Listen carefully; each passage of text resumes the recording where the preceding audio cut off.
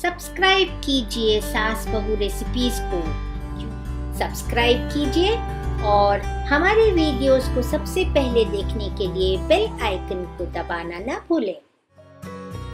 Hello everyone, welcome to सास बहू recipes. सास बहू रेसिपीज की टीम की तरफ से आप सभी को दिवाली की शुभकामनाएं। तो इस फेस्टिव ओकेजन पर मैं आपके लिए लाई हूँ एक बहुत ही मजेदार डेजर्ट रेसिपी और वो है इंस्टेंट केसरी कलाकंद। तो चलिए शुरू करते हैं हमारी ये सॉफ्ट जूसी केसरी कलाकंद की रेसिपी। इसे बनाने के लिए हमें चाहिए होगा 1.5 cup grated paneer, 3/4 cup condense milk, 1 tablespoon देसी घी, 2 टेबलस्पून दूध में हमने 1 चुटकी केसर को घोलकर रख दिया है और हमें चाहिए 2 टेबलस्पून मिल्क पाउडर, ½ टीस्पून इलायची पाउडर और गार्निशिंग के लिए यहाँ हमने काजू, बादाम और पिस्ते को इस तरह कट कर लिया है और साथ ही हमें चाहिए होगी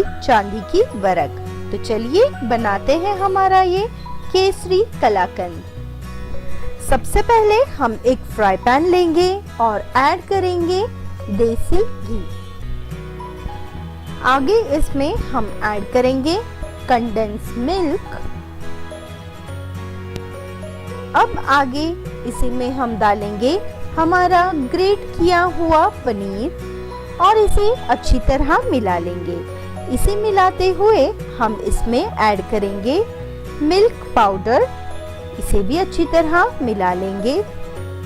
अब आगे इसमें जाएगी इलायची पाउडर। इलायची पाउडर से हमारे कलाकंद में एक बहुत ही अच्छी टेस्ट और खुशबू आएगी। अब इन सभी चीजों को हम अच्छी तरह मिक्स कर लेंगे। अब इन सभी इंग्रेडिएंट्स को हम लो मीडियम फ्लेम पर 5 मिनट के लिए पकने के लिए रख देंगे।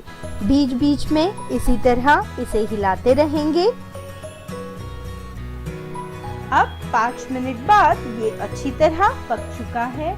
क्योंकि हम केसरी कलाकंद बना रहे हैं तो इसमें मैं ऐड करूंगी ये दूध में भिगोया हुआ केसर।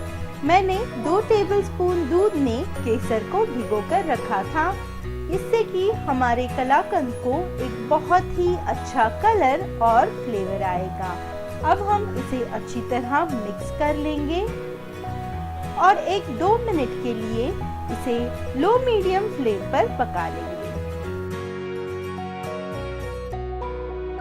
अब 2 मिनट बाद हमारा केसरी कलाकंद बनके तैयार है।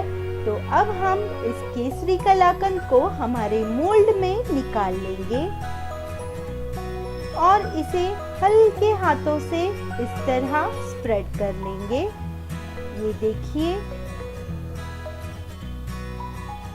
अब हम इसे गार्निश करेंगे काजू, बादाम और पिस्ते से। साथ ही एक कटोरी की मदद से हम इन ड्राई फ्रूट्स को हल्के हाथों से इस तरह प्रेस कर लेंगे।